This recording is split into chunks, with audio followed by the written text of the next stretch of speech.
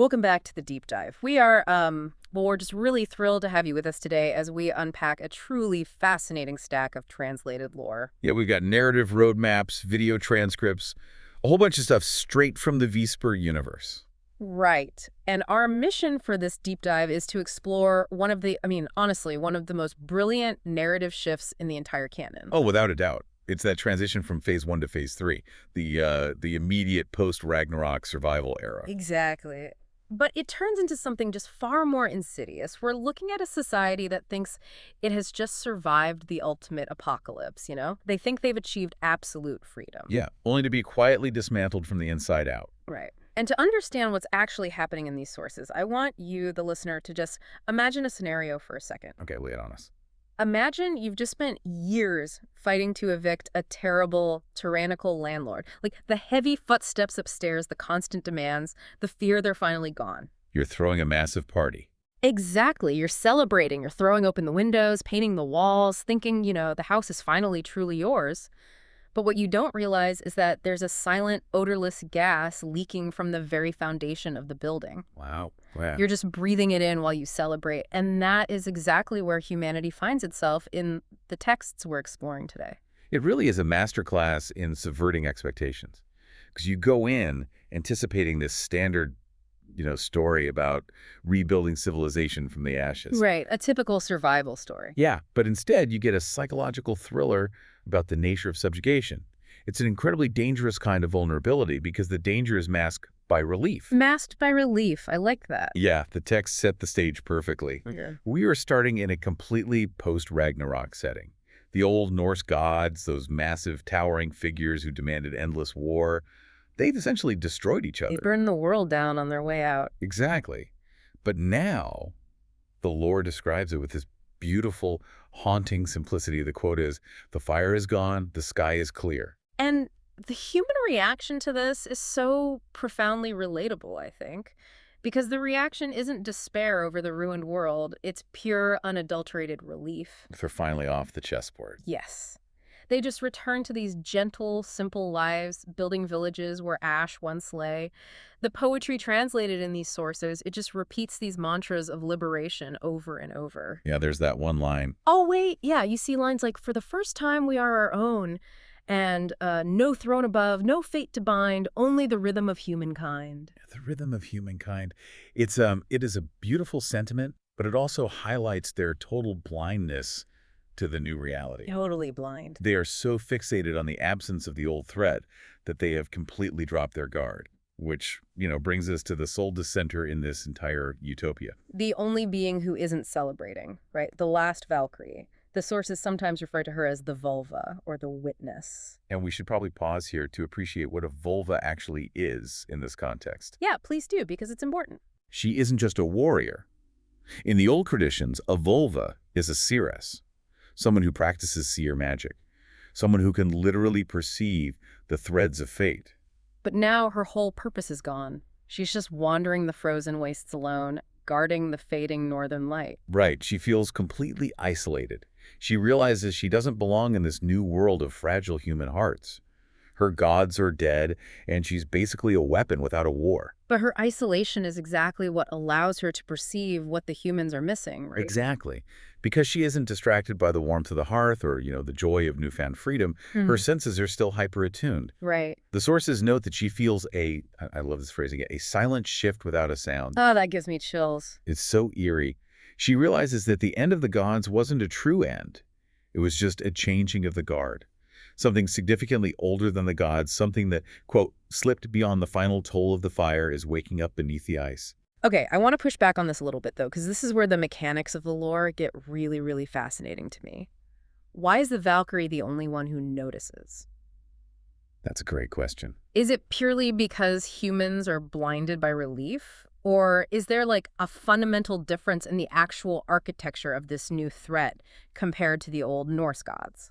It's absolutely the latter, though the relief definitely plays a part. You have to look at how the old gods operated.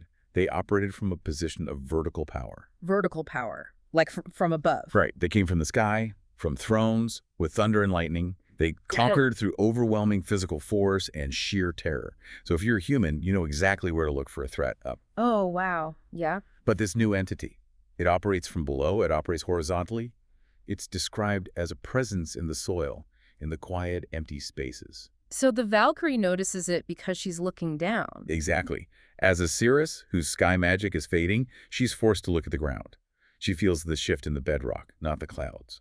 Which completely changes the rules of engagement. I mean, because it's not arriving on a physical battlefield, it completely bypasses every single defense mechanism humanity just spent generations perfecting. It doesn't arrive with an army at all. No, it arrives in their minds. The lore details this infiltration strategy so chillingly. It talks about whispers in the snow, and it doesn't target the strong warriors first. Right? No, not at all. It targets the most vulnerable. Yeah, it targets children staring a little too long into the flames of the hearth, or, lost souls wandering in the winter wind who suddenly start hearing voices in the whiteout. It is a textbook infiltration strategy, perfectly adapted to a traumatized population. It looks for those psychological cracks. Right.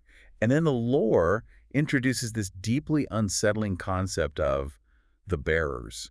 These are the marked individuals who are experiencing this quiet shift firsthand. But they aren't possessed, right? Not in the traditional violent head spinning around sense. No, not at all. Instead, they just start feeling a cold fire in their veins. And then the infection just scales up through this mechanism the sources call the Black Dream. And honestly, this is where the horror really sets in for me. It's terrifying. Because every single one of these marked humans, the bearers, regardless of how far apart they are geographically, they begin sharing the exact same telepathic dream. Every single night. Yeah. They go to sleep, and they see a mountain in the sky, a mysterious gate beyond the light, and a shadowy figure whispering their true name. We really need to unpack that detail about the true name because it is vital to understanding how this entity operates. Oh, absolutely. Go ahead. So in mythological frameworks, and specifically in this lore, your given name is just a label, but your true name is the absolute source code of your soul. To know a being's true name is to hold absolute dominion over them. So the shadow isn't threatening them. No, it's intimately identifying them. It is establishing an invisible thread connecting all living things, spreading entirely beneath the threshold of conscious awareness. The text frames it perfectly. It says, it spreads in ways we cannot feel, a deeper change beneath the real. Okay, if I can translate that into a more modern framework for you, for the listener, because the underlying logic here is so brilliant, it functions exactly like a biological computer virus. Oh, I like that comparison. Think about how a zero-day exploit works. It doesn't smash the physical server. The hardware is fine. The physical world of Vesper is completely intact. The rivers are flowing, the crops are growing, the humans are physically unharmed. Right. The world looks normal. Exactly. This entity is just silently downloading a new software update into the human subconscious while they are in rest mode. They wake up looking identical to the day before, but their internal programming, their fundamental operating system, has been entirely rewritten. That analogy just hits the nail on the head. But I mean, I'd argue it's even more insidious than a standard software update. Really? How so? Well, a computer doesn't have a choice when a virus is installed. The terrifying brilliance of this shadow entity is that it's tricking the human mind into basically clicking accept on the terms and conditions without realizing what they're giving away. Oh man, that is dark. But a software update doesn't just sit dormant forever, right? Right. Eventually, it executes its programming. And that is the exact pivot the narrative makes next in Chapter 25. The infection moves from the psychological realm of the Black Dream directly into physical reality. Right. The system reboots and the new code starts running. We see the very first manifestation of this when the Mark claims its first total victim. The first fall. Yes. The lore recounts a man who physically transforms into something described as neither living nor dead.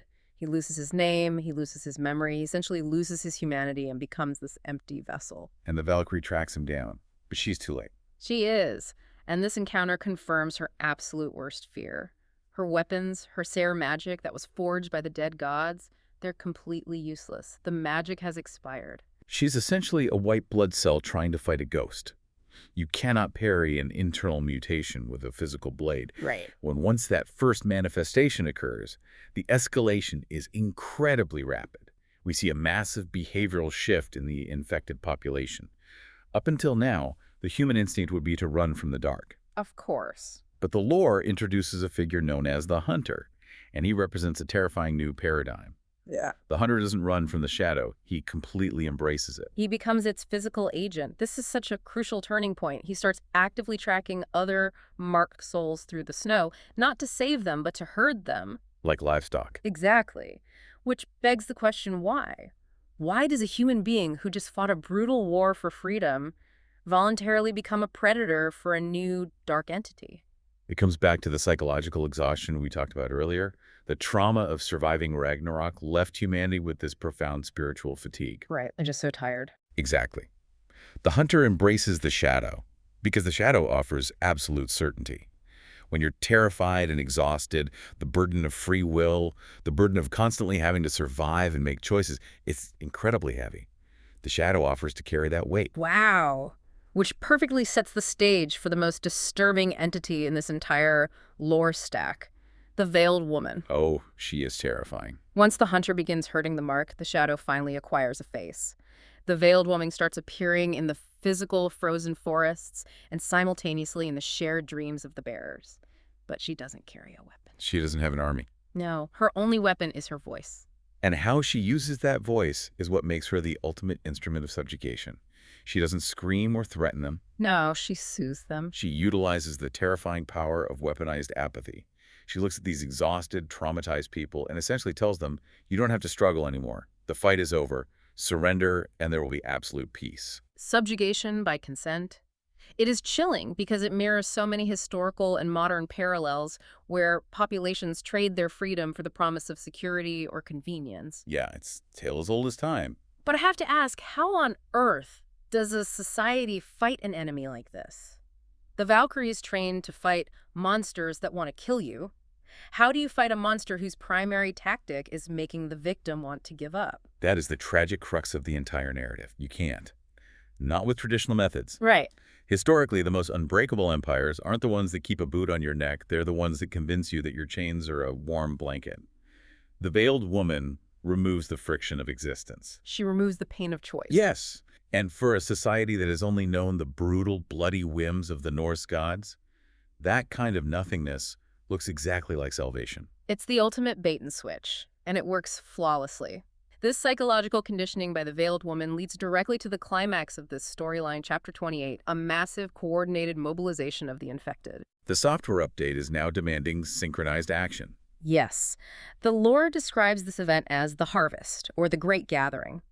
Driven by the hunters herding and the Veiled Woman's soothing commands, the infected population just stop. They abandon their villages entirely. They leave their plows in the fields, they leave the hearths burning, they just walk away from their normal lives. That invisible telepathic thread connecting them solidifies into a physical pilgrimage. Humanity begins a synchronized, trance-like march toward the very mountain they all saw in the Black Dream. It's vividly described, almost like watching a colony of ants responding to a sudden, overwhelming pheromone trail. They aren't individuals making choices anymore. Right, they are a single organism responding to a chemical imperative, and they march to this mountain for a singular purpose: to breach a gate. And the lore explicitly mentions that this is a gate the old Norse gods had desperately tried to keep sealed before they died. Yeah, and the hunter acts as the physical key, opening the door for whatever is waiting on the other side. And this is where the Valkyrie's tragedy reaches its absolute zenith. She is a guardian. Her entire existence is predicated on protecting humanity from the end of the world. Right. But as she watches this massive breach unfold, the horrific truth crystallizes for her. The storm isn't coming down from the clouds. The invading army isn't marching over the hills. Oh man, this part is so sad. The apocalypse is being born from the inside of the very humans she is sworn to protect. The text delivers this incredible line that just perfectly encapsulates her helplessness. It says, "No blade can strike what has no form." To bring back the biological analogy we used earlier, it is exactly like watching an autoimmune disease take over a planetary body. The Valkyrie is a white blood cell, heavily armed and programmed to fight external pathogens, giants, rival gods, physical monsters. Yeah.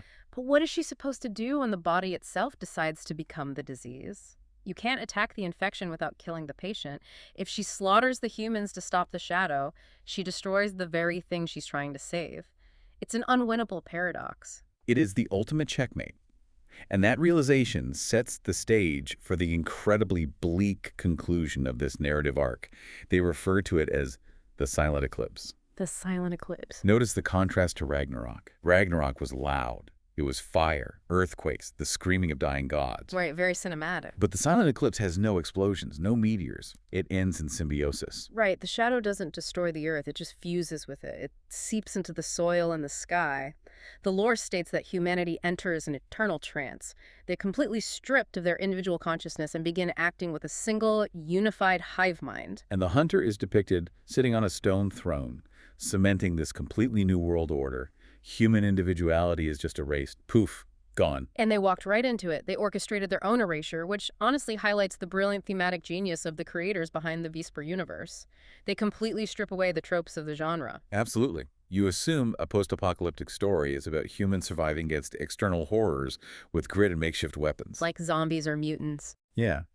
Instead, they deliver a deeply philosophical exploration of how true subjugation operates. It is silent, is incredibly slow, and it often disguises itself as peace, right up until the trap snaps shut. It really is a profound, tragic irony. Humanity spent the first half of this lore celebrating being, quote, unbound. They thought they had finally evicted the landlord and owned the house. Yeah, but all they really did was clear away the loud, obvious threats so they could voluntarily walk into an eternal trance governed by something infinitely worse. They traded heavy iron chains for invisible ones. Invisible chains that they enthusiastically locked themselves. It circles perfectly back to your analogy of the foundational leak. They were so busy painting the walls and enjoying the quiet that they didn't realize the air they were breathing was putting them to sleep forever. And amidst all of this vast, sweeping tragedy, there is one final lingering thread that I think is the most compelling part of the entire stack of sources. And that's the fate of the last Valkyrie. The sole witness to the end of free will.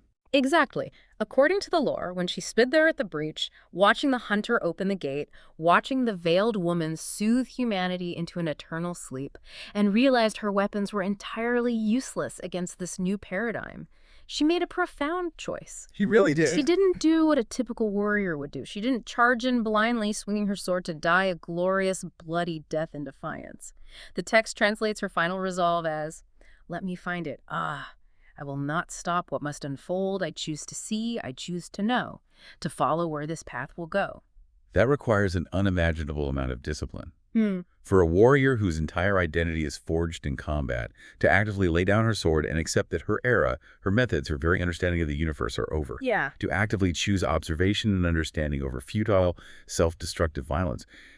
It's a remarkable evolution for character. It's the ultimate display of wisdom. And actually, that is the exact thought we want to leave you with today.